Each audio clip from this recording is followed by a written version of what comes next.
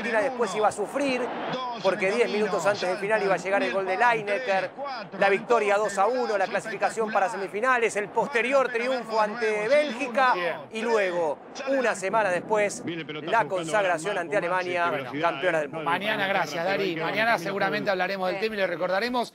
13 horas, apenas un minutito pasado. Ahí está, ya llega Maxi Montenegro aquí en la tarde de A24. Te esperamos mañana a las 10 de la mañana. Por supuesto, como cada día con equipo de noticias. Tengan lindo feriado. Chau. Chau.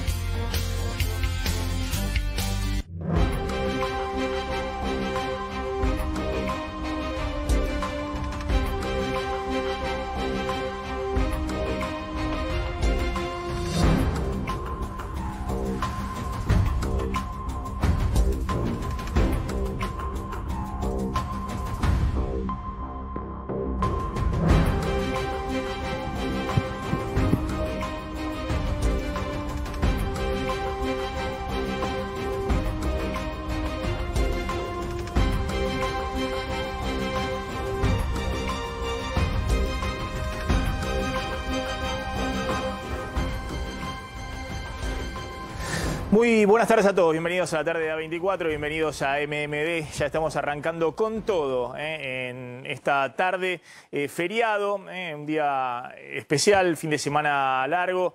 Así que, bueno, vamos a ir de a poquito contando un poco cómo está el pulso de la calle en este momento. Y vamos a arrancar con esto, ahora les vamos a contar el objetivo del 70%. Vacunas, inflación y carrera electoral que está pasando en este momento. Tenemos mucha información sobre lo que se viene en términos de las listas, 35 días de cierre de listas. Atención que se larga con toda la carrera electoral, tanto en el oficialismo como en la oposición. Hay pulseadas muy fuertes. Yo estoy escuchando por ahí, ahí te estoy escuchando, Leo. Así que vamos por acá.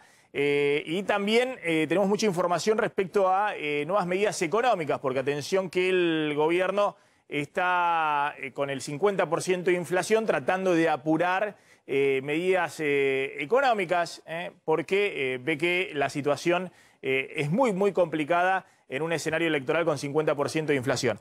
Dejo planteado el tema y ahora vamos a la calle y volvemos. El objetivo del 70% no es 70% de inflación, obviamente, es 70% de vacunación. Atención que lo ha dicho el jefe de gabinete, pero es lo que hoy están hablando en el gobierno. Quieren vacunar al 70% de la población próximamente, en los próximos 2 meses. Ahora vamos a ver si eso es posible, al menos con una dosis. Y continuar el sendero descendente de contagios que ahora sí se está viendo notoriamente en el área metropolitana, Ciudad Gran Buenos Aires y también en el resto del país. Y atención que eso abre todo un interrogante, porque hasta ahora obviamente no hay gobierno que haya podido, si se quiere, enfrentar exitosamente un calendario electoral en medio de la pandemia. El caso emblemático, lo que le pasó a Trump en Estados Unidos.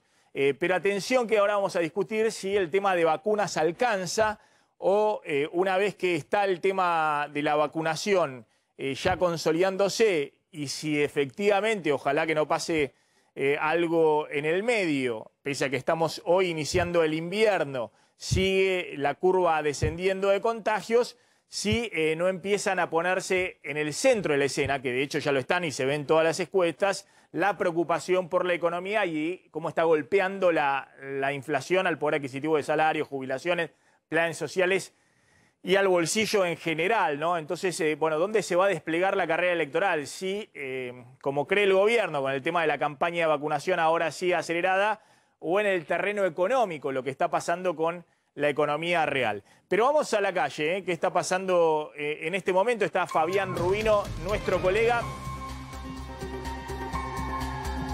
¿Cómo te va, Maxi? Buenas tardes. Y otra vez volvemos a Ezeiza, porque otra vez Ezeiza es el motivo de la entrada del virus. Fue hace 1 año y pico y ahora también se ha detectado esta cepa Delta, esta nueva variante india que ha afectado a una persona de 26 años que vino el 4 de junio desde Estados Unidos y que, bueno, lamentablemente fue detectada esta cepa a su ingreso. Pero también tenemos que hablar, Maxi, de los que vienen y no hacen el aislamiento. Vos sabés que Migraciones realizó un trabajo en donde 4 de cada 10 personas no fue encontrado en su lugar de aislamiento, con lo cual esto también tiene que ver con la responsabilidad social, individual que uno debe tener frente a esta pandemia y van a ser denunciados penalmente. ¿Cómo es el trámite acá? Mira, acá llegan los turistas, los pasajeros, le hacen un testeo en el interior del aeropuerto para confirmar entonces su resultado negativo que ya traen desde su lugar de destino.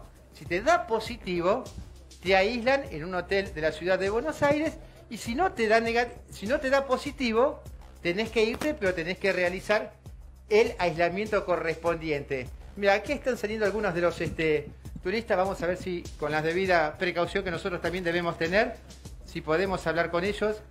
A ver, espero que hablen español. Tengo una consulta. Buen día, ¿cómo te va? ¿De dónde vienen? No, gracias, no, estoy ocupado. No, bueno, está ocupado. Bueno, recién llegó y está ocupado. No me quiero imaginar cuando esté. A ver, vamos a ver. ¿Cómo te va? ¿Te puedo realizar? No, tampoco. Bueno, algunos llegan apurados, algunos quieren llegar más rápidos a su destino, pero lo cierto es, Maxi, que si vos tenés algún resultado positivo en este testeo que te realiza en el interior del aeropuerto de Ezeiza, tenés que ir a un hotel de la ciudad de Buenos Aires. Y si te da negativo, tenés que seguir aislado.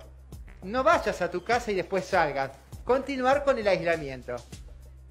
Bien, Fabián, ahora volvemos en cualquier momento porque tiene Damián Glans información sobre este pasajero que detectaron, que creo que es el tercer caso, que por suerte lo detectaron, ¿no? Para poder hacer el aislamiento con la variante Delta, tan temida ahora, sobre todo en Reino Unido y en otros países. Pero bueno, cómo están los controles ahí en Ezeiza, ahora después vamos a contar paso a paso y si puede haber novedades para reforzar esos controles, porque lo peor que podría pasar en este momento es que están descendiendo los casos en la Argentina de contagios, pero con la variante de Manaos, las que están circulando habitualmente acá en la Argentina, y que ingrese esta nueva variante y complique todo el escenario. Tenemos otro móvil en la calle. Bueno, ahora vamos a ir a los otros móviles y vamos a arrancar entonces directamente con esto que les decía. El objetivo del 70%, ha dicho Santiago Cafiero, el jefe de gabinete, que ese es un poco el objetivo para empezar a relajar también hasta el uso del barbijo, como han hecho otros países, 70% al menos con una dosis de vacunación. Y la pregunta es si ante ese avance, que efectivamente es bastante acelerado de la vacunación, empieza a ponerse en una carrera electoral que ya van a ver, arrancó, faltan 35 días para el cerrado de listas y está en ebullición la política, no tanto por la pandemia, lamentablemente, sino también por lo que consideran, tanto desde el oficialismo como la oposición, una elección clave, la de este año, la de las PASO de septiembre y la general de noviembre. Pero bueno, si ahí se va a dirimir el tema de vacuna, gestión pandemia, que obviamente, más allá de que ahora estén las vacunas, estamos hablando de que la Argentina ya tiene 85.000 fallecidos, no largos, arriba de los 85.000 fallecidos, y siguen creciendo. Ahora vamos a ver los números. Pero bueno, o empieza a jugarse eso, o si se juega efectivamente otra cosa, que es el tema económico, ¿no? Que hoy se ve en las encuestas como el tema principal, y sobre todo el tema de la inflación, y por eso ahora vamos a contar, el gobierno está muy preocupado, tratando no solamente de acelerar la vacunación por la pandemia, sino también acelerar una serie de anuncios para tratar de recomponer mínimamente el poder adquisitivo salarial. Entre otras cosas, vamos a contar también cuál es la nueva pauta para las paritarias que se están reabriendo con aumentos por encima de los que se habían acordado en los primeros meses del año. Contame el tema de la vacunación. ¿Hay posibilidad que hagan el 70% de vacunación? ¿En cuánto tiempo? Bueno, Maxi, hoy estamos en 30%. Estamos en 30% de la población total. Sería 2 meses. De hecho, vamos a empezar a ver los números, Maxi, para ver si efectivamente al gobierno le da esta previsión de lograr que el 70% de los argentinos logre estar con al menos una dosis en algunas semanas, que pueden ser de hecho 8 semanas. A ver si te parece. Primer tema central, disponibilidad de vacunas. De hecho, hoy llegaron a la Argentina ya 1.139.000 dosis de la vacuna de AstraZeneca. Van a llegar, hoy empiezan a llegar las vacunas también de Sinopharm. En total, esta semana entre las vacunas de AstraZeneca y de Sinopharm va a haber disponibles 4.300.000 dosis más, sin contar las que van a venir de Sputnik V, que de hecho todavía no se sabe cuántas van a ser del componente 1, cuántas del componente 2. En este momento, ¿cuál es el stock disponible de vacunas? Las que había hasta ayer y las que se suman ahora. A ver, tenemos, por un lado, las de Sinopharm, hay muy poquitas disponibles para ser aplicadas, que básicamente es en la reserva que se deja el gobierno nacional. Hay más de 1.300.000 de AstraZeneca, que se pueden usar tanto como la primera dosis o para completar esquemas. De la Sputnik V hay unas 800.000, pero de ellas 548.000 son primer componente, o sea, las otras son para completar el esquema. En total hay 1.900.000 y entre las que llegaron hoy y las que van a llegar el resto de la semana, en total habrá más de 6.200.000 dosis que pueden utilizarse como primera dosis, es decir, para seguir avanzando en la cobertura de la población. Y veamos precisamente cómo viene, Maxi, ese avance, porcentajes de población vacunados.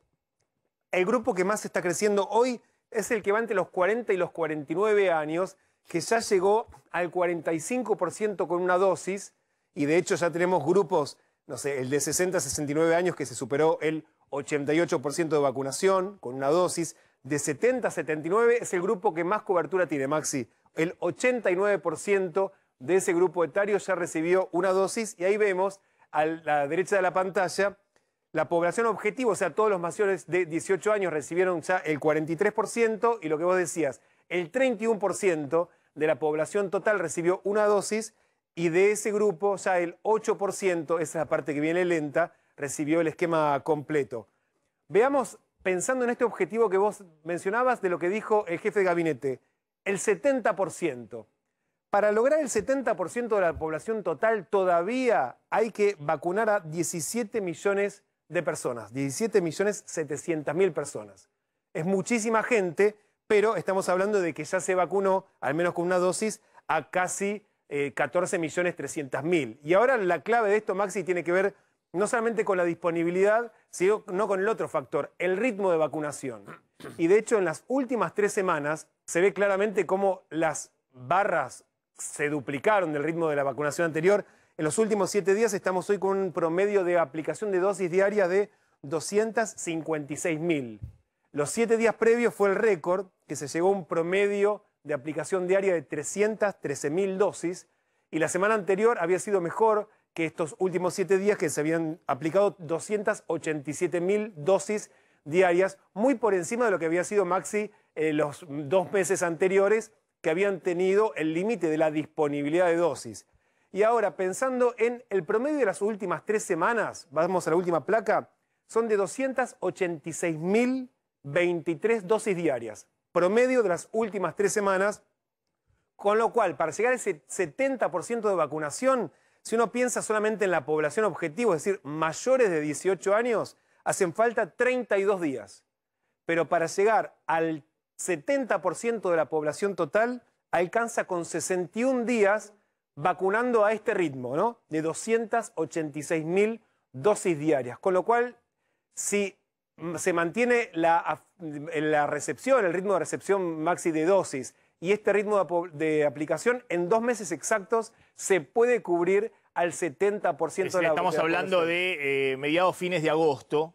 Exactamente. Eso es lo que están apostando para llegar al 70% de vacunación. De eso es lo que estamos hablando. Exactamente, que de hecho es... Con una dosis, no con una dosis. Con una dosis. Ahora claro. vamos a discutir, de hecho vamos a hablar con la doctora Marta Cohen en Reino Unido, que es una de las que está advirtiendo, ojo que si ingresan nuevas variantes, como le pasó al Reino Unido con la variante Delta, es fundamental vacunar con 2 dosis, porque con una no alcanza, baja la efectividad de las vacunas, y por eso es clave que en este momento la Argentina también controle mucho su frontera, básicamente Ezeiza, digamos, que no ingresen estas variantes y que haya un control estricto de los testeos y a su vez del aislamiento de las personas cada vez que argentinos que regresan del exterior.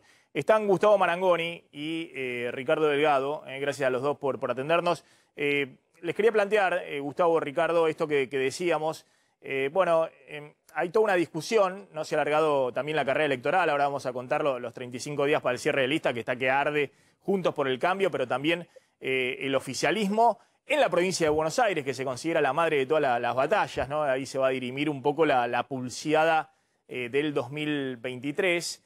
Pero en el oficialismo vienen confiando que la aceleración de la vacunación, más allá de que también hay un saldo terrible desde el punto de vista de la pandemia en la Argentina, me pasan bien el dato, son 89.045 fallecidos al día de ayer en la Argentina.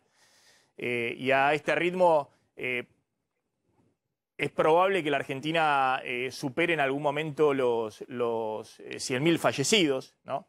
Es decir, el escenario de pesadilla que no se quería de alguna manera transcurrir, lamentablemente está transcurriendo en la Argentina, pero el gobierno apuesta a que la aceleración de la vacunación que se está viendo muy notoria en las últimas 3 semanas, eso por un lado cambie el humor social. Yo les decía que está esa discusión, si eso cambia el humor social o una vez satisfecha esa necesidad, obviamente imperiosa de la vacunación, la angustia de millones de familias para que les llegue la vacuna, una vez que eso efectivamente, que por otra parte es una obligación de los estados en todo el mundo, empieza a aflorar la necesidad económica, el tema de lo que está pasando con la inflación, la crisis económica y demás, que por otro lado las encuestas muestran hoy como una de las prioridades absolutas. Bueno, Gustavo, ¿cómo estás viendo esa balanza entre, si se quiere, las vacunas de un lado, no digo ya el tema sanitario, la salud, sino las vacunas de un lado y la inflación, los problemas económicos del otro? Mira, Maxi, a mí me parece que a lo mejor hay que acotar más el concepto de humor social, porque evidentemente hay 2 sectores que representarán 70 y pico % de la población que ya tienen un humor definido y no lo van a cambiar aunque la campaña de vacunas prospere con segundas dosis y vaya quedando atrás la pandemia o siga presente. El tema es focalizar en aquellos que de alguna manera participan más como espectadores y, como hemos dicho en otras oportunidades, resuelven su voto el último mes, las últimas semanas, los últimos días.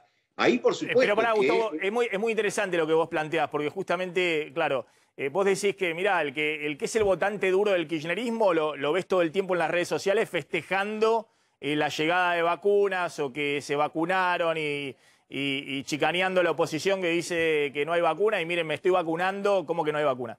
Y del otro lado, la oposición dura de Juntos por el Cambio, más allá de que ahora sí están llegando las vacunas, planteando, bueno, llegaron tarde, miren lo que ha sido el desastre de la gestión con el tema, la cantidad de fallecidos, la crisis económica, las escuelas y demás. Vos decís, acá es clave ver cómo percibe lo que está sucediendo y lo que va a suceder en los próximos meses ese sector del medio moderado que puede votar a uno o a otro según cómo le vaya, según cómo esté sintiendo la realidad social y económica.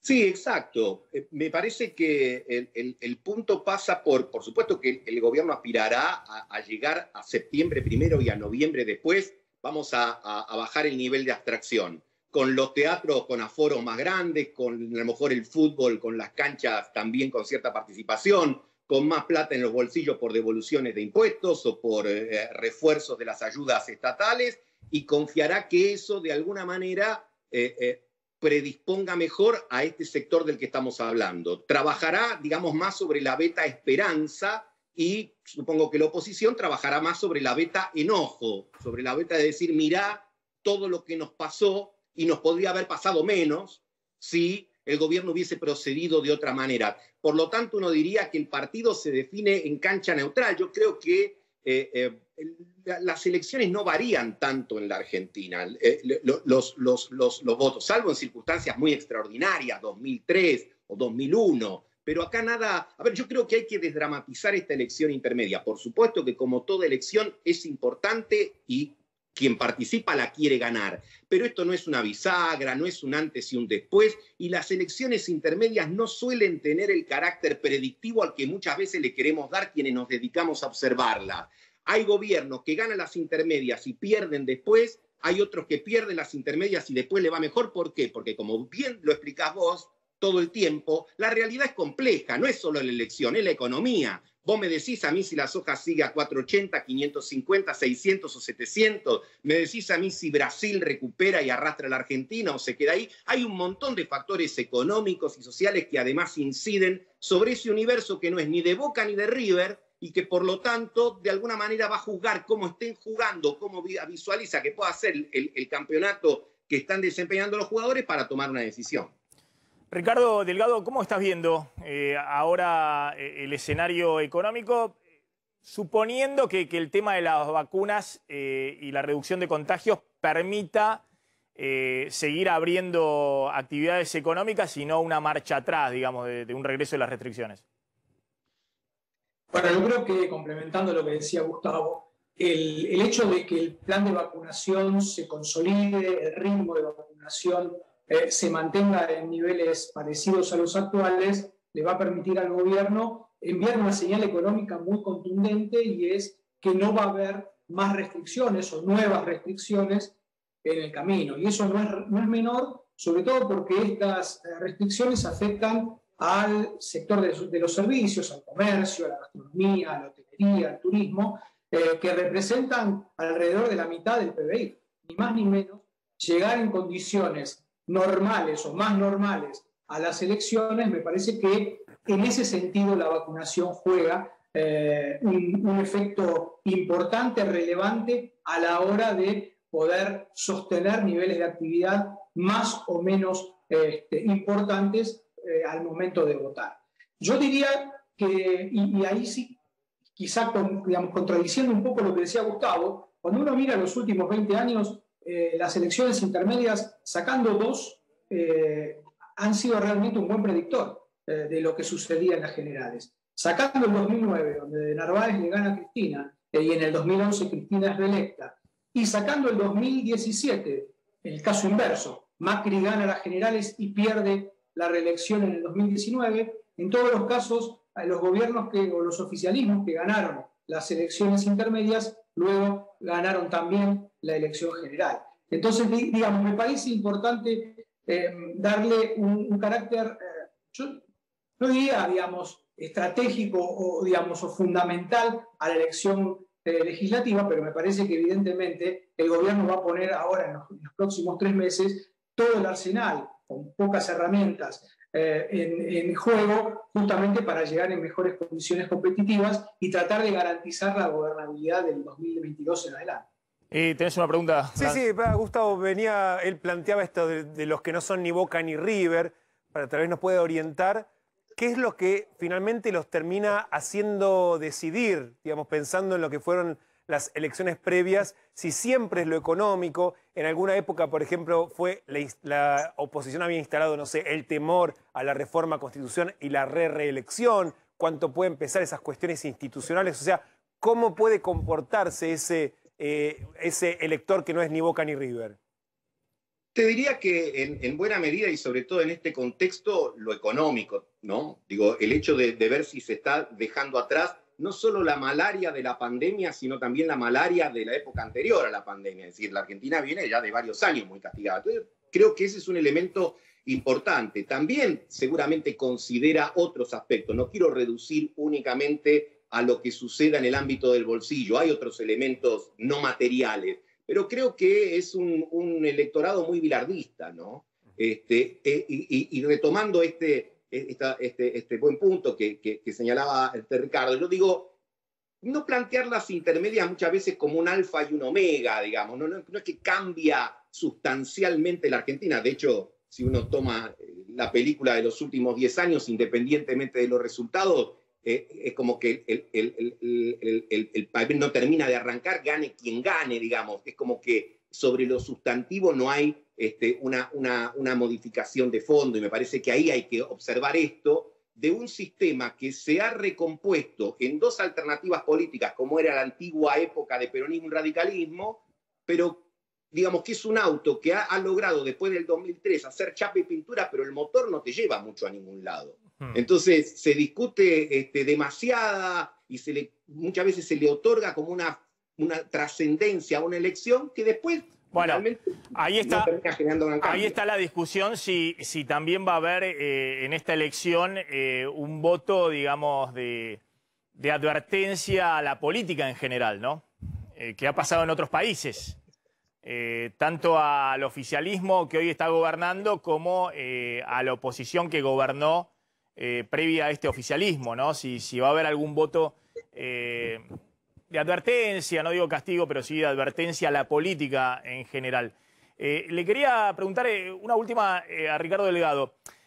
Desde el punto de vista económico, ¿no? Más allá de esta elección y demás, uno tiene la impresión de que con este régimen de inflación del 50%, y es muy difícil encontrar una salida si no bajás rápido esta inflación.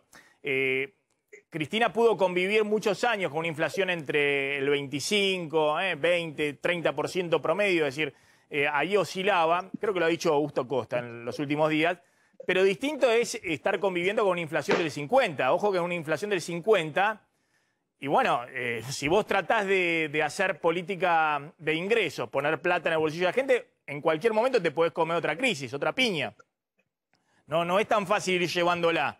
Porque andar con los platitos chinos dando vuelta en el aire y en algún momento se vuelve a caer todo. Y la Argentina, ojo, que viene en una seguidilla de caída, ¿no? Como decíamos, desde el 2012 que la Argentina no encuentra un sendero de crecimiento 2 años consecutivos, y desde el 2018 que no encuentra mínimamente salir de la permanente idea de que en cualquier momento viene otra crisis cambiaria. ¿Vos cómo ves eso, Ricardo? ¿Vos ves la posibilidad de que el gobierno encuentre algún tipo de ancla y empiece al menos a mostrar que no va a convivir con esta inflación del 50%, de que tiene claro de que hay que salir del actual esquema, más allá de lo que ocurra en estos 2 o 3 meses con la elección? Bueno, creo que claramente en estos meses, a partir de, diría yo, el mes de julio, el gobierno puede mostrar números de inflación incluso algo más bajos de los que viene teniendo en los últimos meses. Se puede estar entre el 2,5% y el 3% mensual. Yo creo que esa va a ser la tasa de inflación a la que se va a llegar a las elecciones.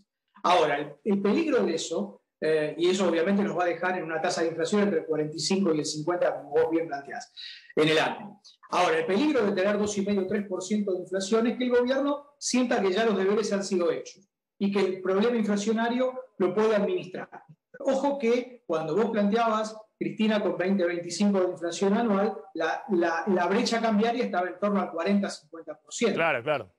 Y se podía convivir en una economía muy mediocre, con un estancamiento secular, pero digamos sin ninguna crisis a la vista, con secos, por supuesto, pero esto con una inflación que es del doble, los riesgos de espiralización o de aceleración, sobre todo de la puja distributiva, salarios que le pierden sistemáticamente a la inflación, que generan realimentar paritarias y apertura permanente de negociaciones salariales, puede ser un riesgo muy, muy significativo. Yo creo, Maxi, con esto termino, que el problema de la inflación es netamente de raíz política, en el sentido de que los economistas más o menos sabemos qué hay que hacer para bajar la inflación. El punto es que la política entienda que se está acercando peligrosamente a una situación compleja y que tome la decisión política de empezar a bajar la inflación, a mi juicio, convocando a consensos básicos de qué hacer básicamente con el gasto del Estado, cómo distribuir los costos. Bajar la inflación, vos sabés bien, lleva tiempo, hay que no alimentar falsas expectativas que de la noche a la mañana se va a poder bajar la inflación sustancialmente, y esto evidentemente el tiempo en política exige acuerdos y consensos que hoy a la vista no están disponibles.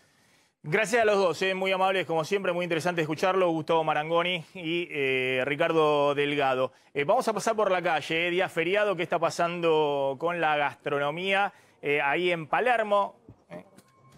Ahí está Diego de Nicolás. Diego, ¿cómo andás? Hola Maxi, ¿cómo estás? Buenas tardes. Sí, a ver, varios componentes hoy. Pandemia, día feriado, frío, comienza el invierno y este es el panorama. Mirá, te voy a mostrar.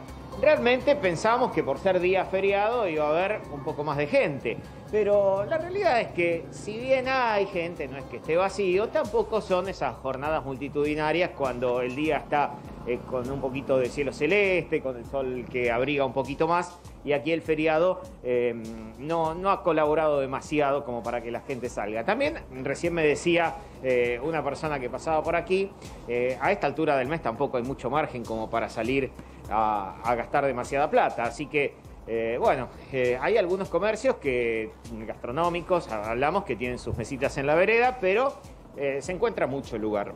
Hay algunas mesas ocupadas, pero la gran mayoría de las mesas está vacía, y sobre todo quizás los comercios que más trabajan son aquellos que tienen algún tipo de protección o que tienen calefacción. Mira, te vamos a mostrar. Perdona, enfrente, eso es Palermo, que es la plaza de... ¿Cuál es la plaza esa? La de... ¿Cómo se Armenia, llama? estamos en Armenia y Costa Rica. Plaza Armenia, claro, ahí está. Está bien. Claro. Fíjate, Maxi, allá enfrente, por ejemplo, que las mesitas que están como en la vereda, pero sin techito, están vacías. Y la gente trató de ponerse en el lugar que está un poquito más guarecido, donde hay un poco de calefacción. Sí, es un día muy destemplado. Recordemos que en la ciudad de Buenos Aires no está habilitado todavía los salones interiores de los restaurantes. Sí, así en el Gran Buenos Aires, que se permite con un aforo de hasta el 30%, pero no en la ciudad de Buenos Aires, y es un día muy destemplado. Pero además lo que está frío, también como decía Diego, es el bolsillo, ¿no? Ahora vamos a contar la reapertura de paritaria, lo que está pasando. Efectivamente hay una pérdida de poder adquisitivo muy, muy grande, y eso se refleja también en el consumo, que no se recupera. Es decir, ahora vamos a contar qué pasó también en el Día del Padre, que obviamente frente al cierre total del año pasado da un repunte, pero si vos ves respecto al 2019, que ya era una economía en recesión, todavía las ventas están abajo, y lo mismo pasa con alimentos. Atención que los alimentos siguen sin recuperarse, el consumo de alimento, y no solamente la carne, sino también la canasta de consumo masivo. Volvemos ahí en cualquier momento, Diego, hay muy poca gente por ahora en Palermo, en un día feriado, también un feriado atípico ¿no? Un feriado que es el aniversario del fallecimiento de Güemes, por eso es el feriado, que en realidad fue el jueves pasado, y que se celebró, digamos, en Salta, el homenaje y demás, pero bueno, ayer, el Día de la Bandera, ¿no? El fallecimiento de Belgrano. Y bueno, y este lunes se hizo como una especie de puente. ¿Cuál era el sentido? Bueno, de hecho, en su momento, como era un feriado por única vez, por el bicentenario de Güemes, se había establecido este feriado, pero ya hace varios años. Y se había pensado de otra manera, evidentemente también con una finalidad turística, que claro, quedó descolgado ahí porque obviamente no está habilitado el turismo en las zonas de alto riesgo epidemiológico. Bueno, contábamos, atención, que este sendero descendente que se está viendo en los casos, atención que puede tener una alerta si ingresan variantes como la Delta, que es la variante de India. Atención porque fue detectado un nuevo caso en Ezeiza, por suerte fue detectado, aislado en un hotel, pero bueno, ese es el gran riesgo que hay en este momento en la Argentina, que esa baja de contagios en algún momento pueda ser perforada si ingresan estas variantes muy peligrosas. Exactamente, Maxi, como nos decía Fabián desde Ezeiza, el caso que se detectó fue el pasado 4 de junio de un hombre de 26 años, un pasajero que volvía al país desde los Estados Unidos. A él había venido con el test de PCR realizado hasta 72 horas antes de subirse al vuelo, negativo. De todos modos, recordemos, todas las personas que ingresan al país por Ezeiza se les hace obligatoriamente igual el test de antígenos en Ezeiza, y le dio positivo. A su acompañante le dio negativo, entonces a él lo enviaron a un hotel para aislarse en la ciudad de Buenos Aires y su acompañante fue a su casa. Y después se envía, como corresponde por el protocolo, la muestra al Instituto Malbrán, y ahí se detectó que la variante con la que esta persona se había contagiado era la variante Delta, la que originariamente se detectó en India. La persona está muy bien, no tiene otros síntomas, ya pasaron los 10 días de aislamiento y se pudo ir a su casa. El problema, Maxi, que es lo que nosotros venimos hablando en los últimos días, que los que ingresan al país no están cumpliendo con el aislamiento, que de hecho un aislamiento preventivo para evitar que un caso que puede dar negativo en Ezeiza, después sí sea positivo y termine diseminando las nuevas variantes. Y de hecho hubo inspecciones que hizo Migraciones durante el fin de semana, que se hicieron en la provincia de Buenos Aires, en la ciudad de Buenos Aires, también en Santa Fe, en Mendoza, Córdoba, Corrientes, Salta y Chubut. Y el dato es que de las 747 personas que debían estar aisladas en su casa cumpliendo los 10 días de cuarentena, el 38,5%, estamos hablando de 287 personas, cuando fueron al domicilio para chequear que estaban ahí, no estaban. Tocaban el timbre y no había nadie. Y de hecho, hay 2 operativos. El más grande fue el de Vicente López, evidentemente al lugar a donde más personas volvieron que se habían ido al exterior. Fueron 108 domicilios, de esos 747, 108 estaban en Vicente López y 31 casos no estaban, son incumplimientos. Y en Quilmes fue el lugar donde hubo un porcentaje mayor de personas que no estaban en su domicilio. Fueron a buscar a 15 pasajeros que debían estar aislados, 10 no estaban en sus casas del total, 2/3 partes. Y lo cierto es que el gobierno ya anunció que les va a hacer una denuncia penal por 2 motivos.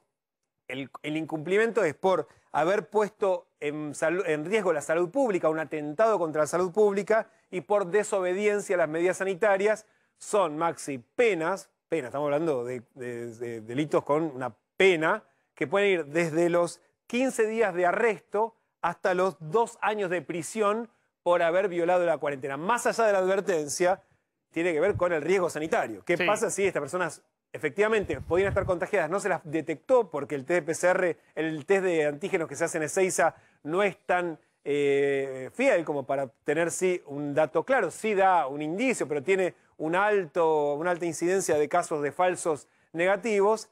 ¿Qué pasa si esa persona no cumple y termina diseminando una nueva variante en este contexto donde todavía falta mucha población de ser vacunada con el esquema completo, ¿no? Ojo que muchos dirán, bueno, pero van a buscar a estas personas y ya se abrió todo, porque el área metropolitana de Ciudad y Gran Buenos Aires este fin de semana se vio, es un descontrol, y nosotros comentamos que la política, tanto Larreta como también Kicillof, dijeron, bueno, va rápido, apuremos a las aperturas, lo que sea, y se ha visto que hay total normalidad, digamos. Creo que lo único que siguen tratando de evitar y persiguiendo son las fiestas clandestinas, está muy bien que se haga, pero después las ferias en el conurbano, en la ciudad, todo absolutamente de un normal movimiento, casi prepandemia.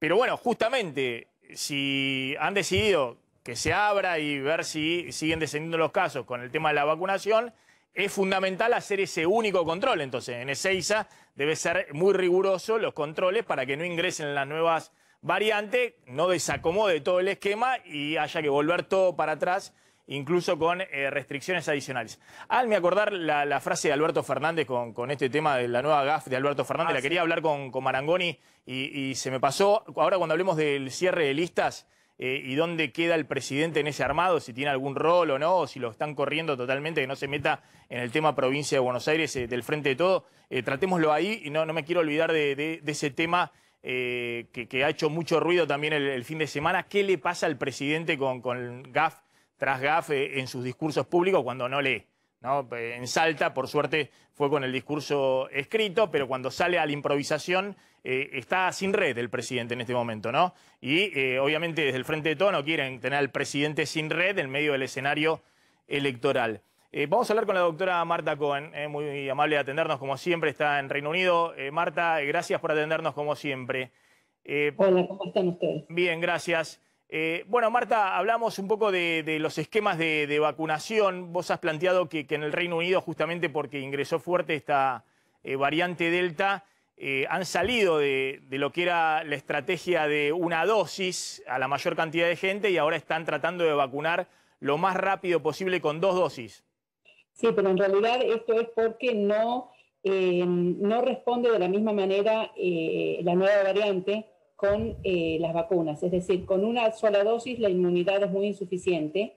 Hay inmunidad, pero es un 33%, por lo tanto es insuficiente. Con 2 dosis, a la segunda semana la inmunidad es adecuada, siendo entre un 60 y un 66% para Oxford AstraZeneca. Pero quería comentar un poquito, yo estaba en el background escuchando lo que presentaban de estas llegadas a Ezeiza, y eso fue lo que pasó aquí.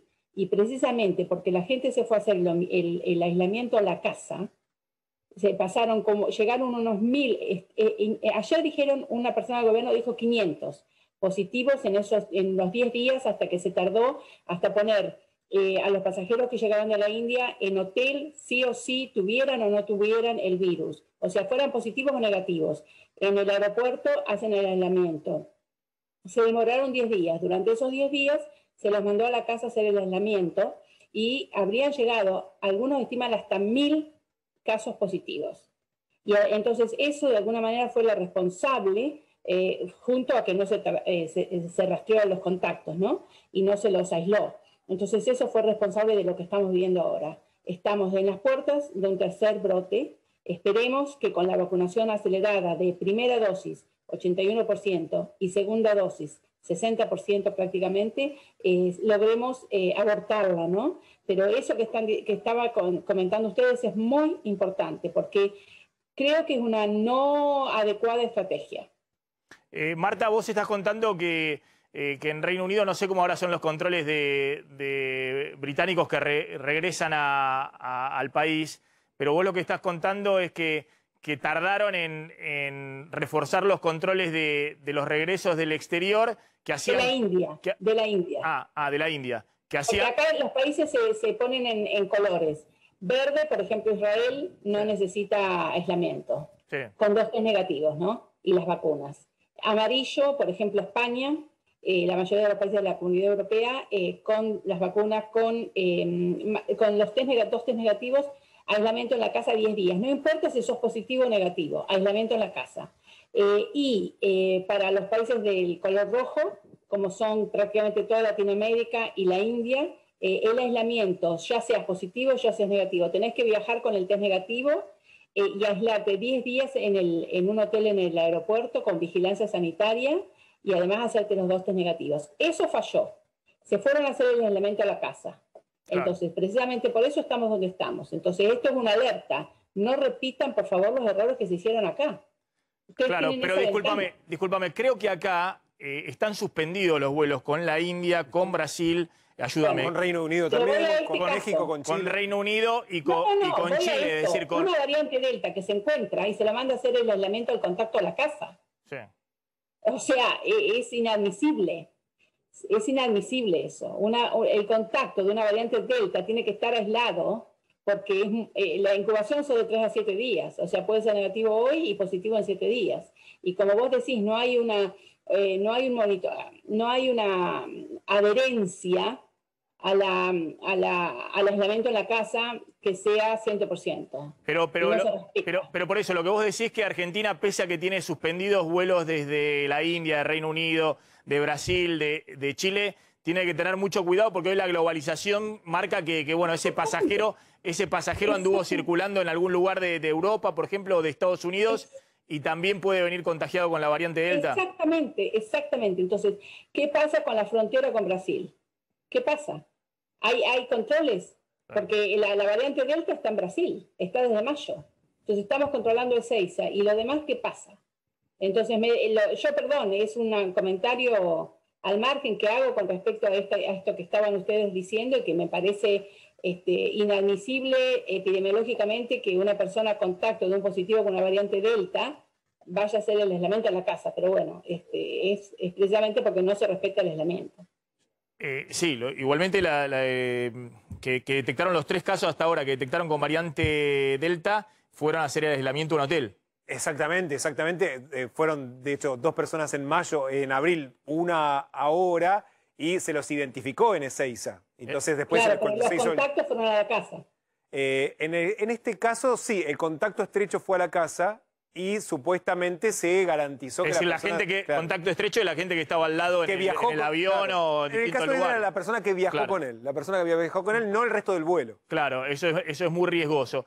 El otro tema, ¿no? Que teníamos es Israel ha puesto a la Argentina en países de altísimo riesgo y ha recomendado a los ciudadanos israelíes no viajar a la Argentina, salvo que tengan autorización especial del gobierno de Israel. Exactamente. Hay un pequeño grupo de países que para los israelíes, si ellos quieren ir a esos países, no pueden hacerlo y sí necesitan un permiso especial. Esos países son Brasil, India, México, Rusia, Sudáfrica y ahora también la Argentina, que tiene que ver con el alto nivel de circulación. Es cierto, no pueden venir a la Argentina, salvo que sea para trabajar, porque no pueden venir a hacer turismo. No, pues está prohibido el turismo de extranjeros en la Argentina. O por reunificación familiar. Pero el tema es que tampoco les permiten salir desde Israel sabiendo que el destino es la Argentina, a menos que hay un comité, el comité de excepciones, les habiliten el viaje. Lo mismo es aquí, ¿eh? Lo mismo es aquí. Yo en mi casa estoy alojando a un estudiante internacional de Perú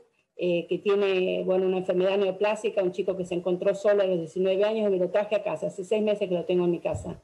Y los papás de Perú no pueden volver porque el gobierno británico no les da la visa. Ahora le han dado la visa de excepción para llegar de Perú aquí. Así que, bueno, también haciendo 10 días de aislamiento y con 2 test negativos van a poder venir por 3 meses. Sí. Claro, es que Latinoamérica en este momento es el epicentro, digamos, de la pandemia. Yo contaba, bueno, no sé cómo estará ahora Chile, pero tengo entendido que la Argentina sigue teniendo acceso los argentinos a Estados Unidos, por ejemplo. Pero tengo entendido que Brasil no sé si lo han habilitado ahora, pero los brasileños no pueden ir a Estados Unidos, digamos.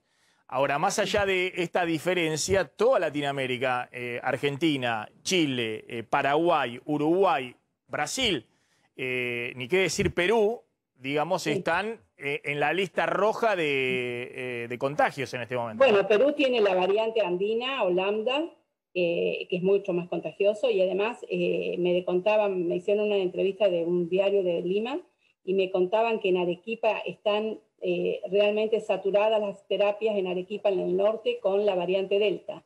Así que sí, es así, pero eso refleja la inequidad de cómo se ha manejado la pandemia en los países desarrollados y en los que no lo son, ¿no? De la inequidad hace tiempo que estamos hablando, y el hecho de que no llegaran vacunas o que no llegaran tal vez, no se hicieran los test necesarios, ¿no es cierto? Argentina necesita vacunas, pero Argentina tiene que hacer muchísimos más test de los que hace, porque se escapa mucha gente, muchos casos positivos se escapan y los contactos no se rastrean, y así no se va a poder parar la epidemia en Argentina si no hacemos el número de test adecuado. Y lo mismo pasa en Perú y lo mismo pasa en Brasil.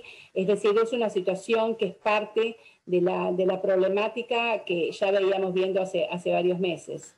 Marta, finalmente el tema de las vacunas. Ha dicho la ministra de Salud, Carla Bisotti, que las vacunas no vencen. No porque las vacunas vencen, digamos, cuando las tenés en la heladerita, si no las aplicás. Pero una vez que se le pone a una persona, en ese momento no es que si tenés 3 meses para dar la segunda dosis, te venció la vacuna. Ese era el sentido de la frase de la ministra. Pero te quiero preguntar, vos hacías hincapié que es muy importante el tema de la segunda dosis. Argentina está ahora con un esquema de vacunación muy fuerte con primera dosis. Pero hay algunas dificultades, sobre todo con la Sputnik, con la segunda dosis, no con AstraZeneca, que es la misma. La primera y la segunda es la misma y están llegando muchos de AstraZeneca e incluso se está fabricando ahora acá también. Bueno, en realidad en México, pero viene de México. Se fabrica acá, va a México y después vienen las vacunas AstraZeneca acá. Lo que te quería preguntar es, ¿seguís planteando que es fundamental no dejar pasar más de 3 meses para aplicar segunda dosis? No. Eso ya es obsoleto. Eso de no más de 3 meses es obsoleto. Yo ahora hablo en mis redes que te las digo para tus seguidores, @drmartacohen, Instagram o Facebook.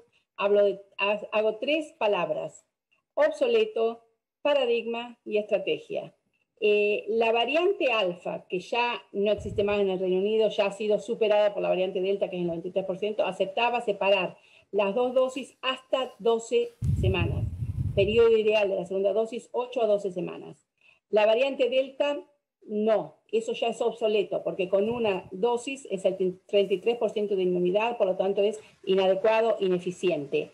Necesitamos las 2 dosis en tiempo y forma, que es no esperando 12 semanas ni 8 semanas, sino es 21 días para Sputnik, 21 días para Sinopharm, 28 días para Oxford. Puede esperarse un mes, puede esperarse un mes y medio, pero no más, porque la inmunidad final es adecuada a la segunda semana de la segunda dosis para la variante Delta. Entonces, esto quiere decir que cambió el paradigma. Y la otra palabra que es estrategia, porque es que hay que repensar la estrategia rápidamente. Hay que moverse y tenemos que ser ágiles. Ustedes en Argentina tienen la ventana de lo que nos pasó acá. Se dejaron las fronteras sin vigilar, se mandaron a la gente a la casa en vez de hacer el aislamiento al hotel, de repente se encontraron con 3.000 casos. Esos 3.000 casos se fueron duplicando, los casos diarios se duplican cada 11 días. Y pasamos de tener 2.000 casos diarios a tener 10.000 casos diarios. Entonces, la estrategia del gobierno ahora es hacer muchos test, 1.100.000 test que se están haciendo diariamente para encontrar estos 10.000, 11.000 casos que pasan por día, y se están haciendo la vacunación, se está acelerando la vacunación de primera dosis, va a llegar hasta los chicos de 12 años, están ya con los de 18, está el 81% de la población vacunada, de la población adulta, y está casi el 60% con la segunda dosis. Entonces, no es una estrategia adecuada a la situación actual de la variante Delta, que no es que cuando llegue, va a llegar de la misma manera que llegó la variante Alfa, y yo se las advertía desde mis redes y desde las noticias cuando me llamaban, como ustedes los periodistas me convocan, va a llegar. Y es lo que va a predominar en el mundo. Entonces, por favor, no repitan el error de acá, cambien la estrategia, tienen un periodo de tiempo para hacerlo. Una última pregunta, brevemente, Marta. En Reino Unido también se está haciendo lo que anunció Italia, que a la primera dosis de AstraZeneca la complementan con una segunda dosis de Pfizer, o siguen vacunando AstraZeneca. No. Acá desde el mes de abril o fines de marzo se comenzó a vacunar a los jóvenes menores de 30 años y ahora menores de 40 años, igual que a las embarazadas con las vacunas que no contienen virus, que son las de Pfizer o la Moderna.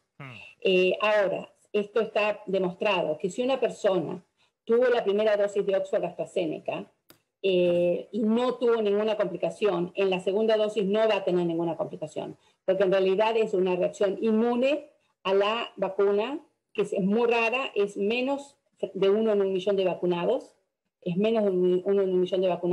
pero como se da más en gente joven, no se da más en gente joven, pero si hay alguna gente joven que va a vacunarse y no está la de Pfizer, y le dicen, está lo de Oxford, ¿lo aceptás? Sí, la acepto, no pasa nada, si en la primera dosis no hubo complicación, no se va a producir en la segunda, porque es una reacción autoinmune que activa las plaquetas entre las 2 y las 3 semanas de la primera dosis. O sea que eso es muy importante, que la gente que tuvo la primera dosis no tenga miedo de darse la segunda dosis, porque si no pasó, no va a pasar.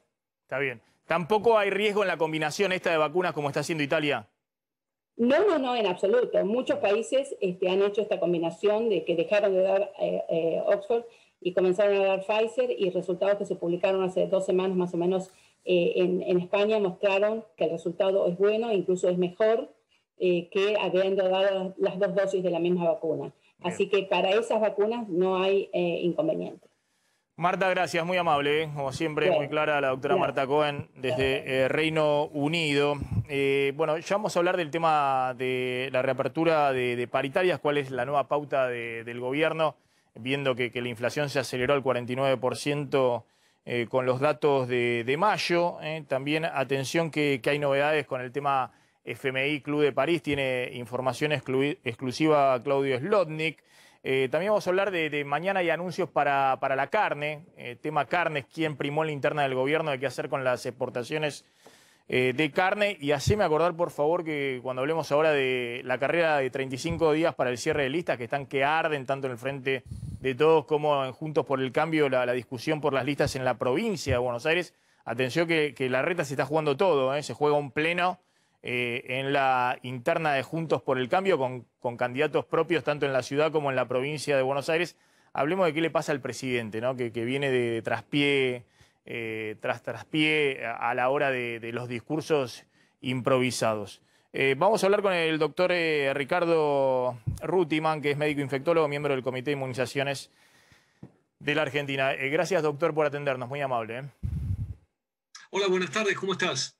Bien. Muchas gracias a vos por el contacto y el poder conversar contigo. Gracias. Bien, doctor, comienzo con una pregunta de Damián Glan. Sí, bueno, de hecho, recién escuchamos a la doctora Cohen. La Argentina hoy advirtiendo lo que está pasando en el mundo con la variante Delta. ¿Tiene la estrategia de vacunación adecuada para este momento?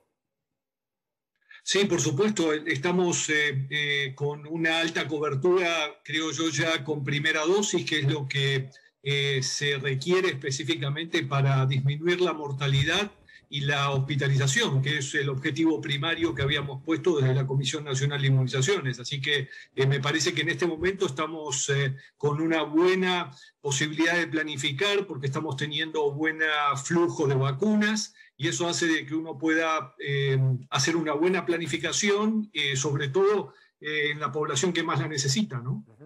Ahora, y digamos, dejando de lado la Sputnik V y el segundo componente, que evidentemente es un problema, ¿podrían evaluar la posibilidad de recomendar que se achique el plazo de separación entre ambas dosis, que en algún momento era de 21 días, ahora son 3 meses, pero que se vuelva a reducir para evitar precisamente que si llega a ingresar la variante Delta se termine convirtiendo en una situación inmanejable? No veo yo creo que hoy la estrategia es la estrategia que está planeada y que la que planteamos ya desde el inicio con la Comisión Nacional de Inmunizaciones. Por ahora no hay ninguna estrategia y muchas veces no hemos planteado estrategias de disminuir la transmisibilidad.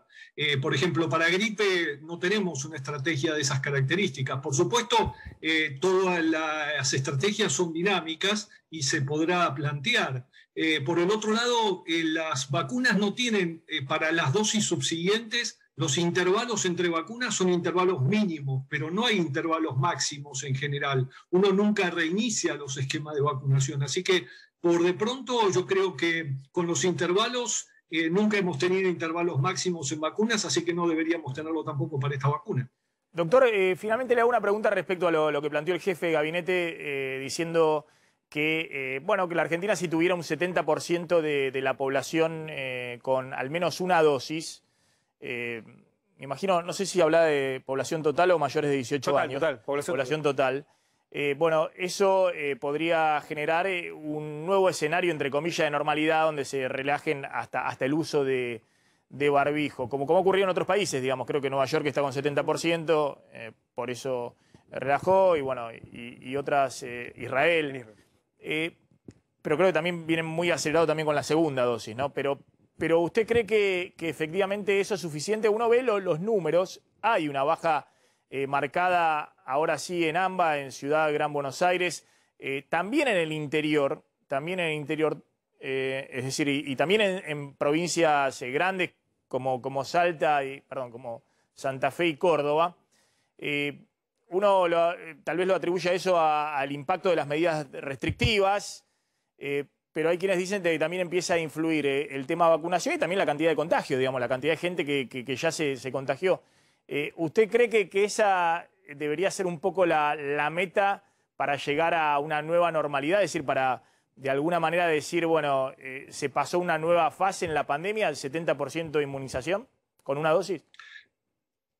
Insisto, y creo que es muy importante lo que estuvimos comentando antes también, ¿no? O sea, yo creo que es sin duda lograr un 70% de cobertura con una primera dosis sería muy atinado, sobre todo para disminuir la mortalidad y la internación.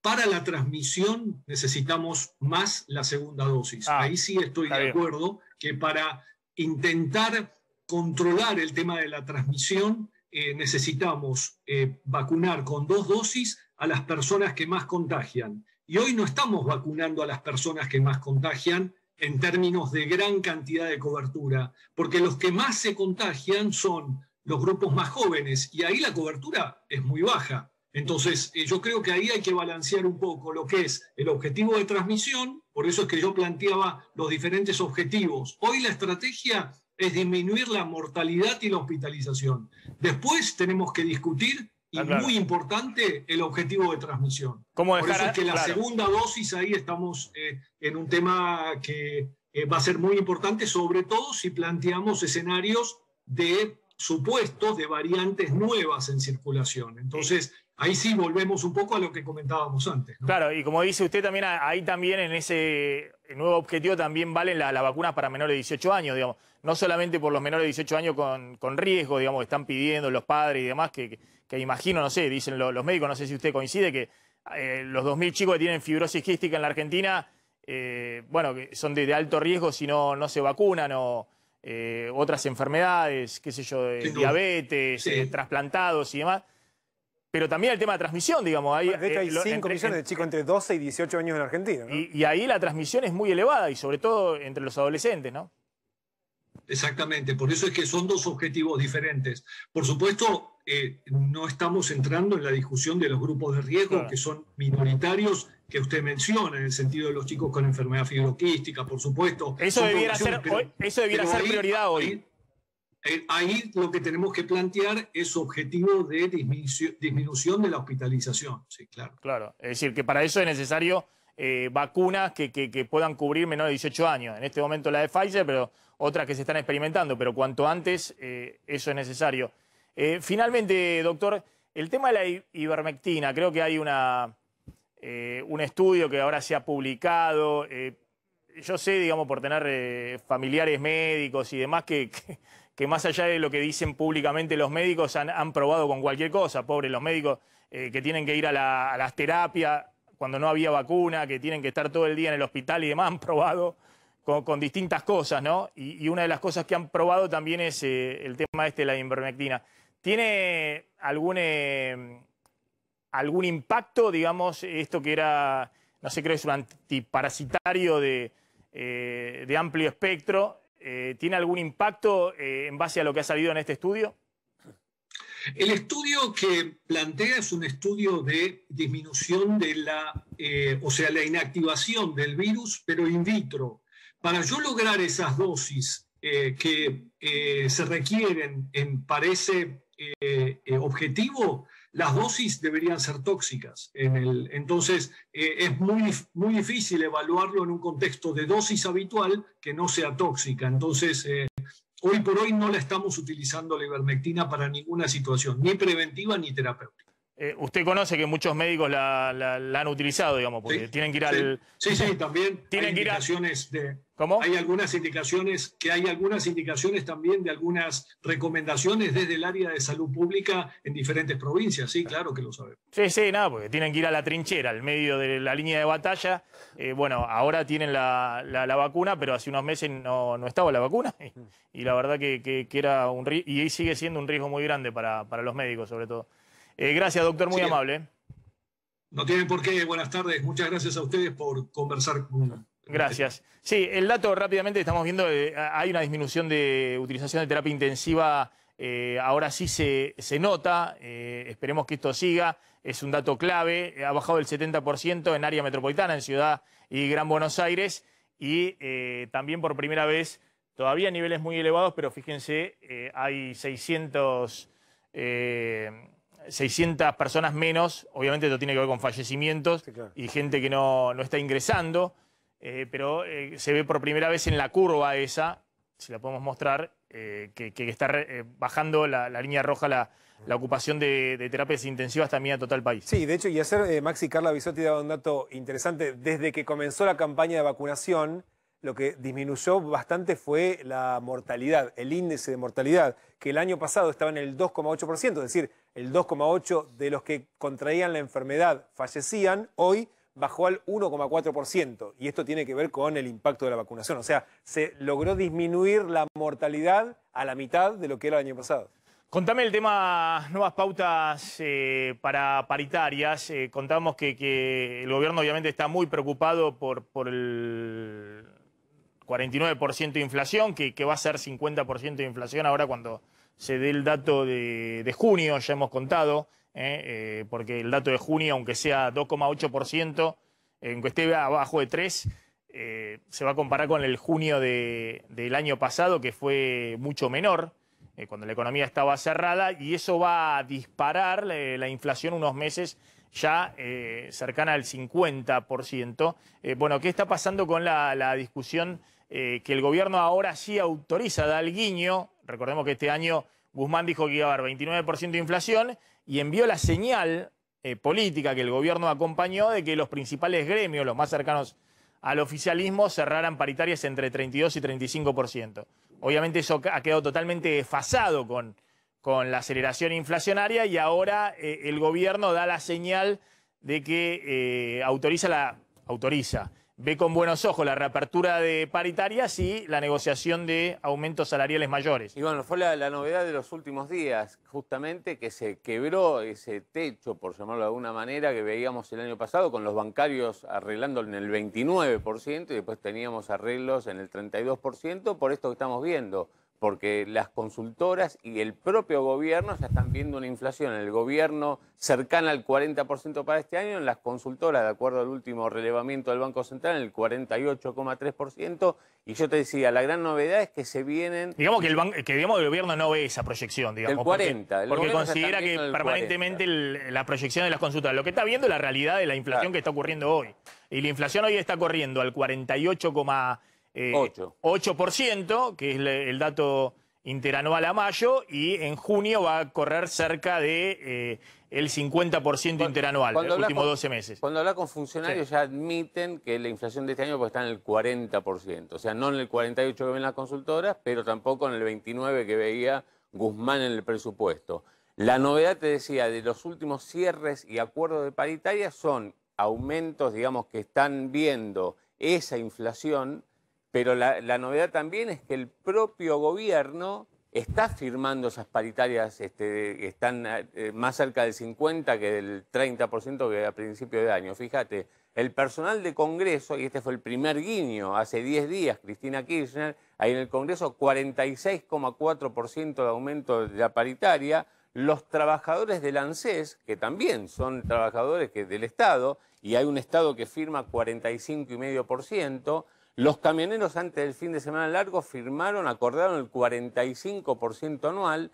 Los encargados de edificios se fueron el primer gremio que revisaron justamente las paritarias, las tenían el 32%, revisaron y ya tienen el 44,8%. Ahora vamos a ver cuáles son los próximos gremios que van a revisar en esta misma tendencia de cerca del 45%.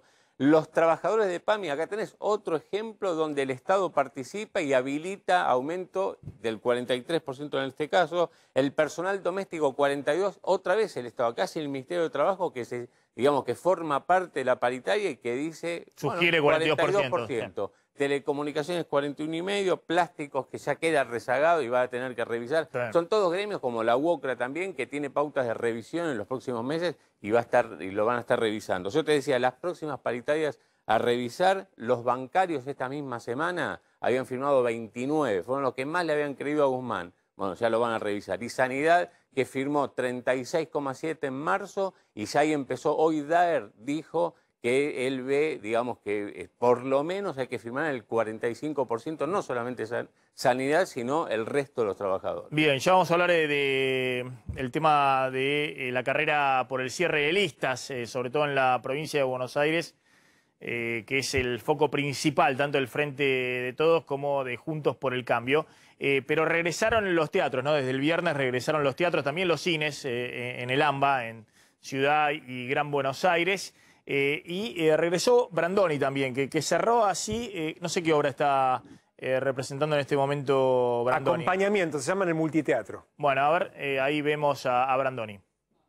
Muchas gracias por haber venido, por haberse animado a venir al teatro, a volver al teatro. Nosotros volvemos otra vez más y vamos a insistir. Y además porque seguro el teatro, ustedes entienden, acá se han cumplido todos los protocolos, tenemos protocolos, y te cuento, y además porque es muy lindo, porque ¿saben qué?